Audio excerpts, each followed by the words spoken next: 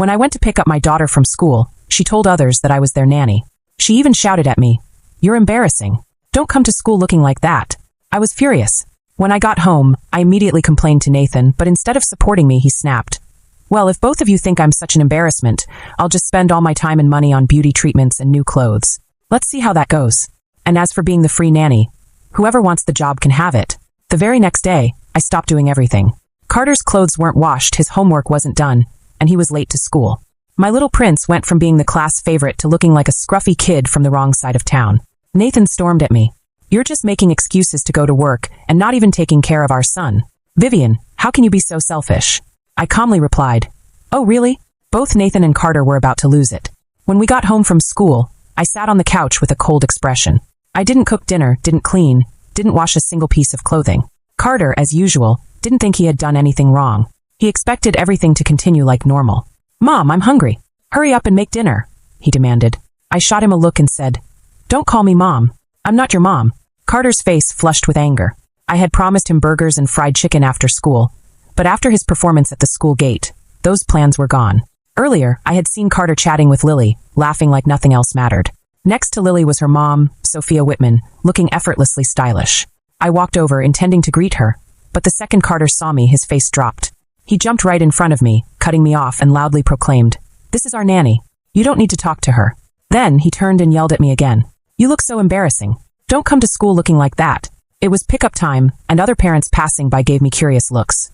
Sophia Whitman's face was full of surprise as she glanced at me with concern, slightly raising her brows. I looked down at my faded clothes. Between taking care of the house and family, I hadn't had time to dress up. My ungrateful little brat had the nerve to be ashamed of me, but I wasn't going to take it lying down. I slapped some sense into him, hard. Carter's face turned beet red. I mumbled an apology to Sophia and walked away without looking back. Carter, in a panic, came running after me, wailing, probably realizing I wasn't going to take him for fried chicken anymore. As if I was going to give him anything at all. At that moment, he could have looked like fried chicken for all I cared. When we got home, Carter locked himself in his room and gave me a dirty look. I looked around at the dirty laundry and the messy living room and sank deep into thought. It had been 7 years since I became a full-time mom. I gave up my job for Carter. Every little thing, meals, laundry, school, health, was all on me. But today, the way he acted made me realize all my efforts were for nothing. Why had I sacrificed so much? When I refused to make him dinner, Carter lost it completely. He threw himself on the floor and started screaming.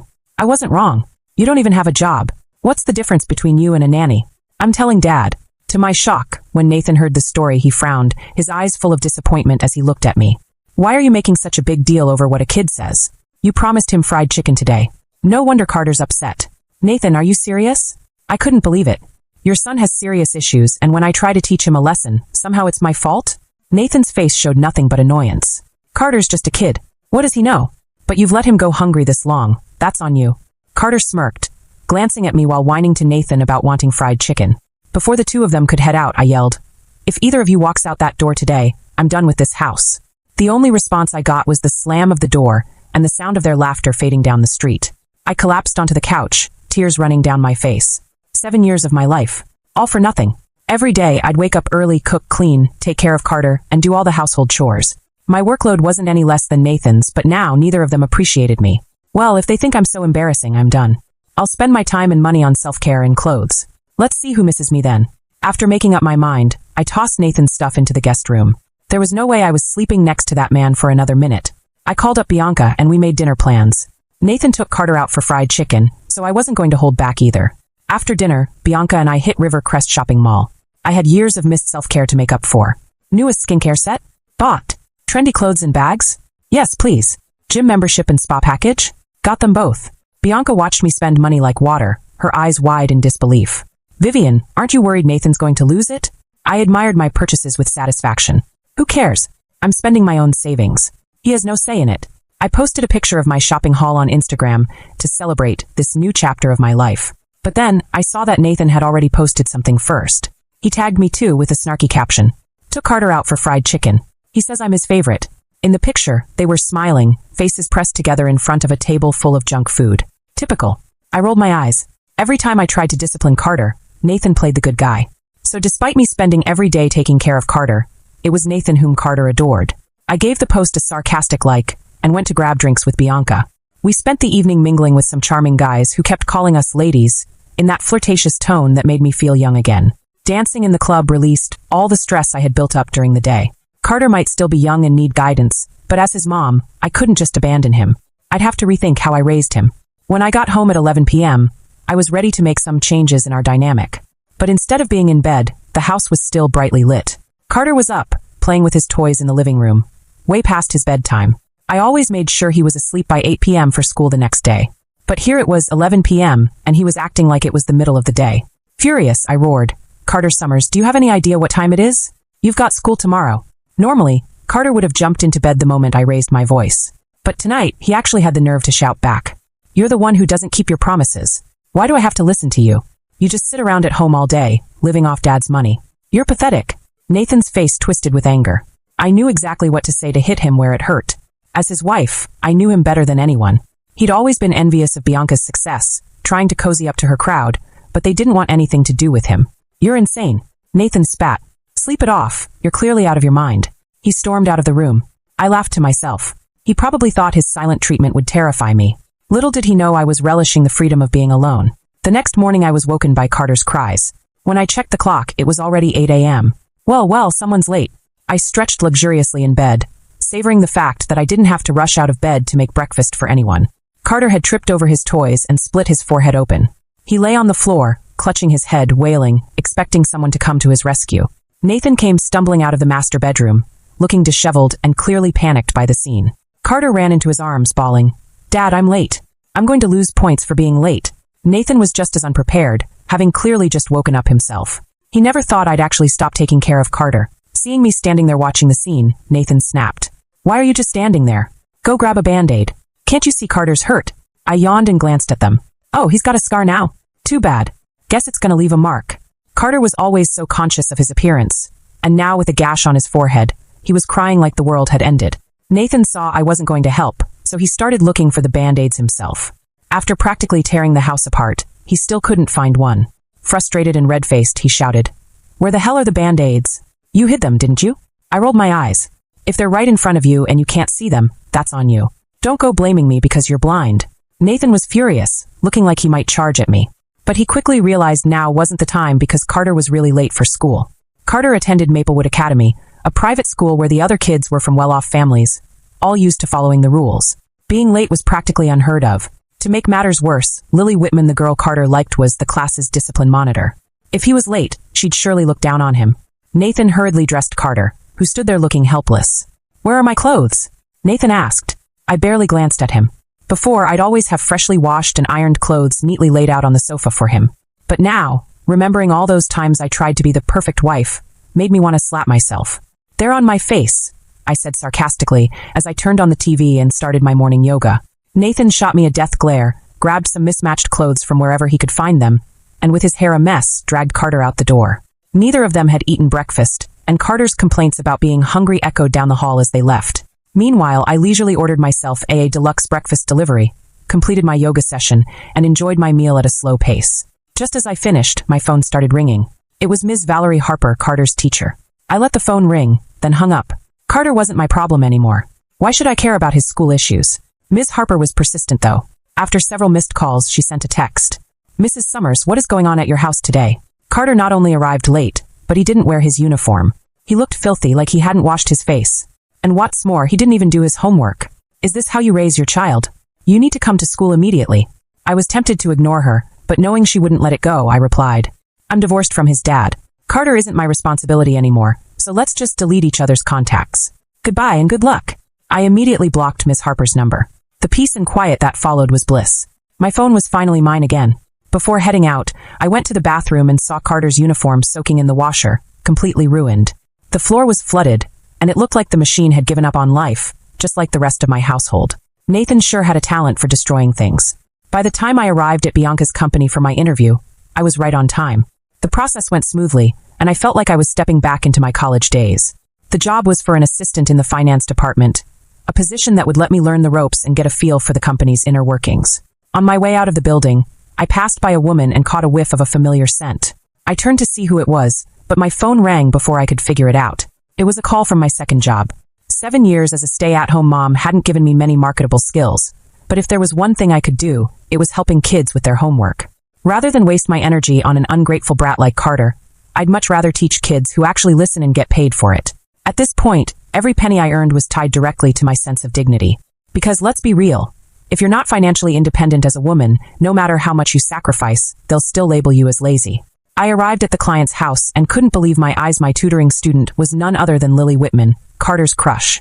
Lily was a sweet, polite girl. She listened carefully and never got frustrated while working through problems. We finished her homework smoothly, and I even helped her memorize a poem. Right as we wrapped up, her mother, Sophia Whitman, walked in. She was thrilled and grabbed my hand, thanking me profusely. "You're Carter's mom, right? You look so young. I've heard wonderful things about how great you are at tutoring. Name your price, whatever you want, it's yours." I smiled and agreed. Sophia was a single mom and a powerhouse at work. We had an unspoken understanding not to bring up the awkward scene from yesterday at school.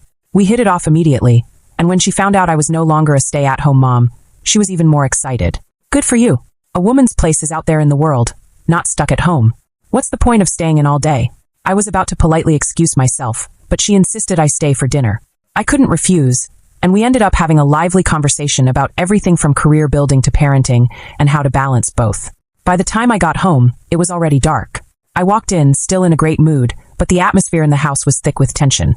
Nathan was sitting on the couch, scowling, while Carter sat nearby, glaring at me with his arms crossed. The place was a disaster. Dirty socks thrown everywhere, and the floor was sticky and gross. I didn't even acknowledge them as I kicked off my shoes and headed toward my bedroom. Nathan was the first to break the silence. "Do you even know Carter was late today? And he didn't do his homework, so he had to stand in the hallway all class. The teacher called me at work to complain, and now I have to explain all this. What do you have to say for yourself?" Carter piped up, full of self-pity. "It's all your fault. Lily said I looked filthy and didn't want to talk to me." I laughed. "So, if your teacher is mad, that's between you and her. What does that have to do with me?" Nathan's face turned beet red, his veins bulging with anger. But he still tried to hold back his fury.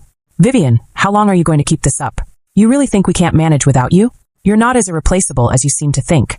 By now, I could tell that no matter how bad things got, they thought I was just throwing a tantrum. Little did they know I'd already checked out. Carter, emboldened by Nathan's support, got even more cocky. "You're just a bad woman. You can't beat me. You live off my dad's money, so you have to do whatever we say." And Nathan, being the fool he was, didn't even see anything wrong with what his son had just said. I was done. "Well, I found a job. I start next week. Whatever happens from now on, don't come to me for help." Nathan's eyes widened in disbelief. "You're going to work and leave your own son to fend for himself? Vivian, how can you be so selfish?" I simply responded, 6. "What? What's that supposed to mean?" he stammered, caught off guard. Mimicking his dismissive tone, I said, "If that's how you want to see it, there's nothing I can do about it." Nathan was stunned into silence. I continued, "You've been raising hell and driving away all the good things in your life. If you're tired of this marriage, just file for a divorce." With that, I walked into my bedroom, not giving a second thought to the shock on their faces. I thought the divorce was inevitable at this point. But then, to my surprise, Nathan brought his mother, Margaret Summers, into the mix. Margaret had spent her entire life being pampered by her late husband. After he passed, she quickly found another man to take care of her, never lifting a finger to care for herself. She certainly wasn't the type to help out around the house. Right around lunchtime, she knocked on my door. "Vivian, what are we eating for lunch?"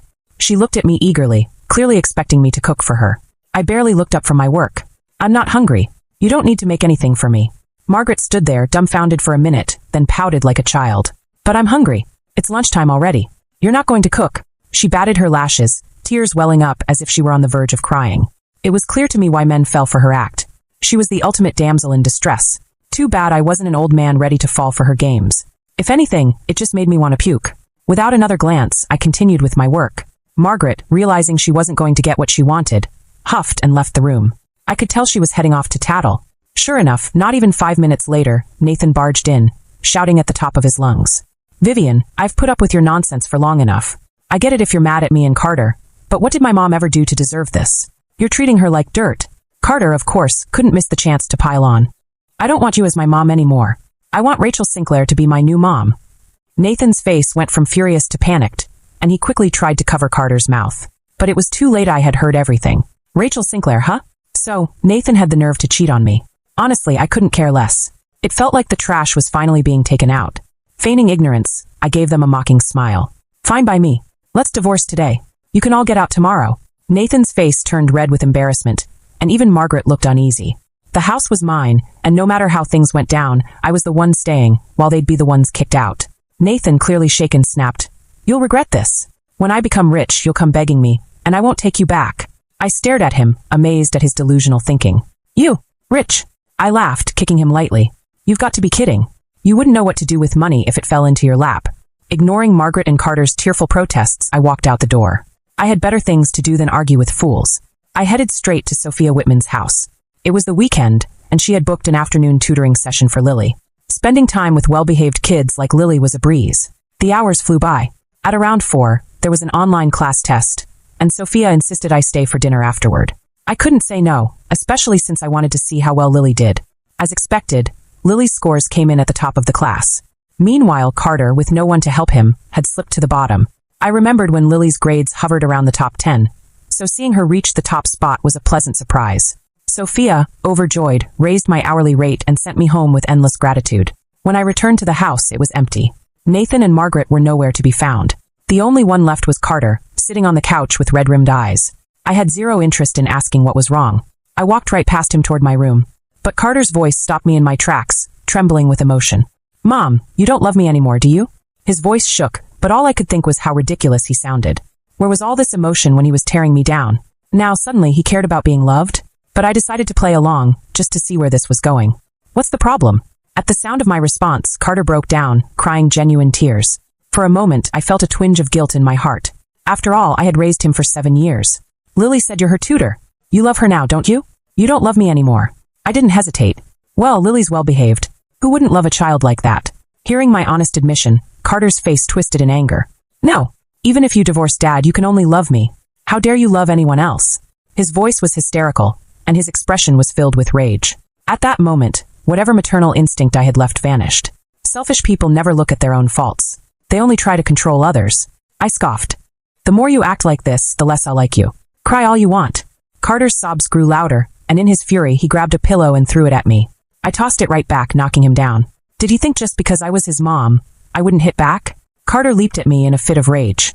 That's when Nathan and Margaret walked in, only to find me pinning Carter down on the couch, giving him the spanking of his life. Margaret shrieked but was too scared to step in.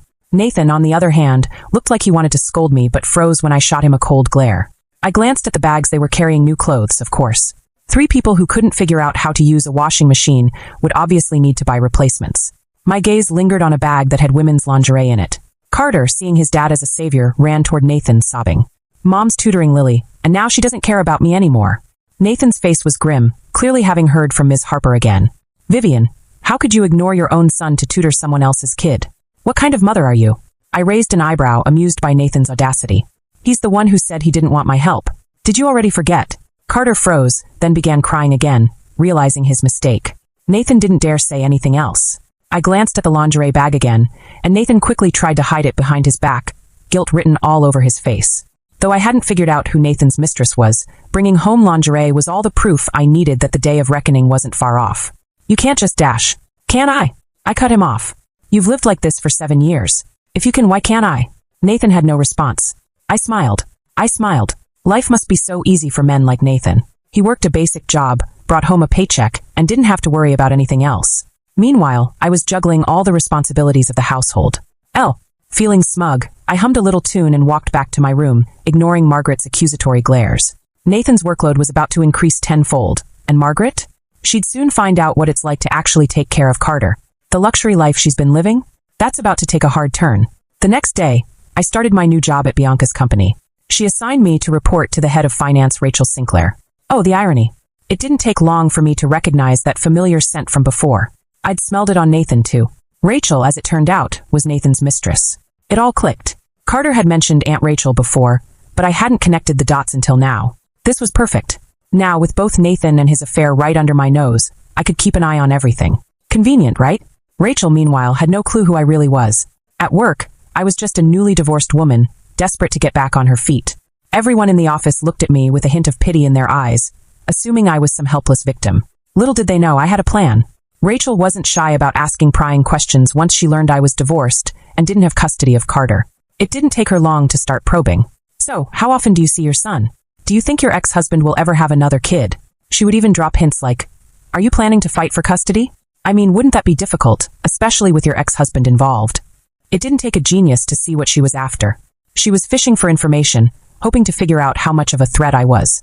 Every time she tried, I'd act devastated, but always managed to work in a comment about how much I'd be asking for in child support if I did fight for custody. I'd definitely make sure to ask for the maximum in child support, I'd say. If I can't spend Nathan's money, his new girlfriend certainly won't be getting her hands on it either. Rachel's face would tighten every time I mentioned that. I could practically see her spiraling, worried about what her future with Nathan might look like. She started to panic, afraid that she might not get what she wanted after all. My little comments must have worked, because before long, she looked like she was going to push Nathan to divorce me ASAP. I had always wondered what Rachel saw in Nathan. She was older than I expected for a mistress, but other than that, she was attractive, successful, and seemingly had her life together. So why him? It wasn't until a company meeting that I figured it out. Our company and Nathan's firm were working together on a major project.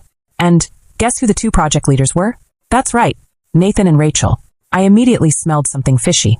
I asked Bianca for access to the project files and spent an entire night digging into the details. And what I found was shocking. Our company was responsible for providing the funding for the project, while Nathan was leading the implementation on his end. And of course, Nathan and Rachel had teamed up to falsify reports and skim money off the top.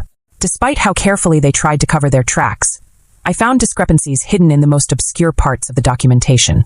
After crunching the numbers, I realized that if this project went through as planned, they would pocket over $1 million. No wonder Nathan had been so confident when he said he was going to become rich. Now I understood exactly what he meant. I immediately shared the information with Bianca. Her first instinct was to call the police and shut down the project. But I had a better idea.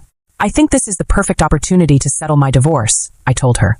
And if we get rid of those two crooks, the project could still be highly profitable. I began gathering evidence of Rachel and Nathan's little scheme.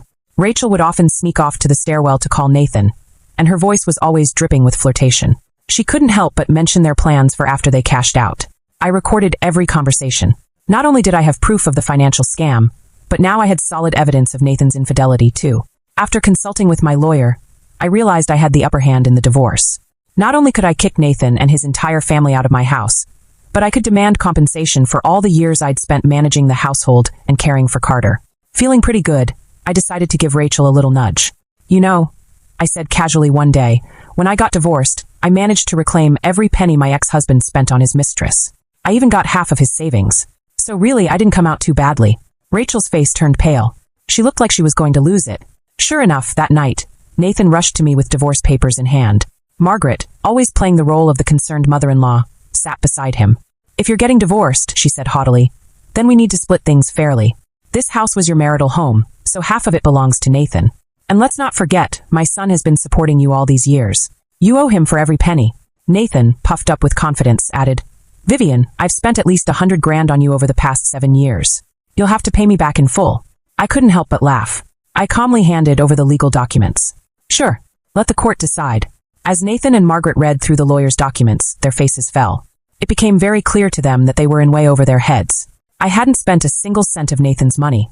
Everything he claimed to have spent on me had actually gone toward Carter, his private school tuition, extracurriculars, expensive clothes, and everything else that came with being a privileged kid.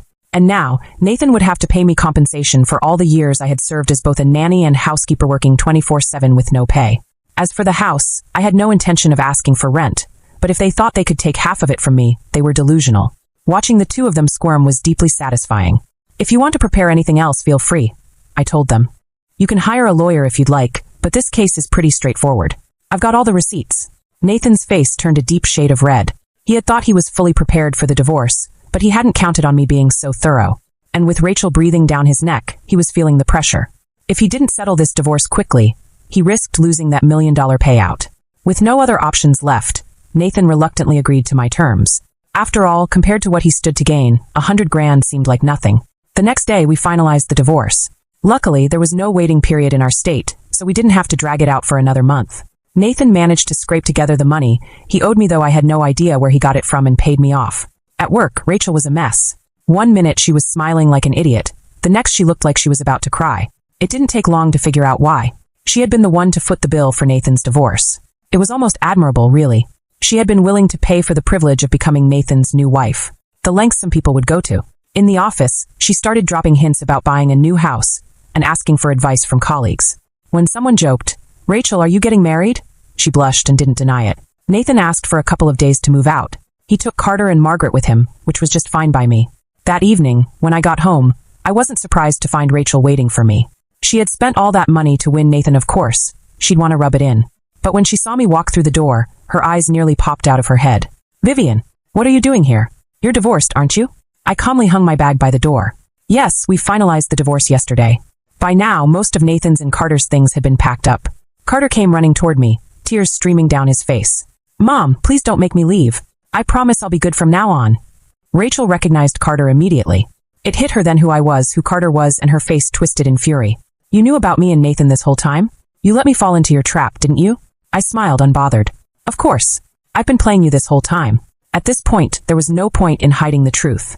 Nathan walked in just in time to see the confrontation. Without thinking, he immediately sided with Rachel. "Vivian, what did you say to her? We're divorced. You can't keep causing problems. All you're doing is making me hate you more." Rachel perked up at his words, feeling confident now that Nathan was defending her.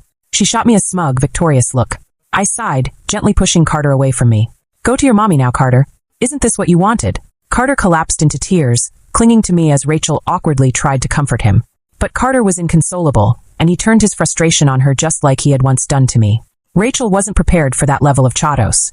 I looked at them with a smirk, then casually walked back to my bedroom, where I had prepared a special gift for Nathan, Rachel, and their entire little scheme. I shot off an email to Jackson Reed, Nathan's company CEO, attaching all the evidence I'd collected of Nathan and Rachel's embezzlement. The next morning, there was a meeting between our two companies to discuss the project.